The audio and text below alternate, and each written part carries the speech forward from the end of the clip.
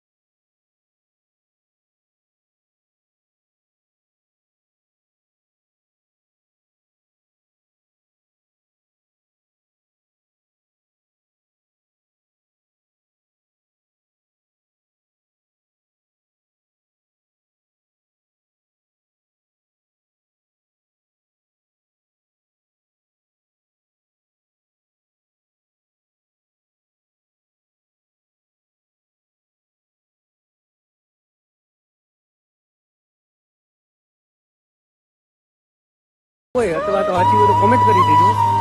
અને ભાઈ થોડોક સુધારો લાવો. દિન પ્રતિદિન નવી ઘટનાઓ બનતી જાય છે. તો આમ એમ લાગે ઇન્ડિયામાં રહેવું છે ને વ્યાજબી છે કે નથી. હવે આમ તો ગુરુ પૂર્ણિમાનો દિવસ હતો, બધા લોકો ગામડે જતા હોય.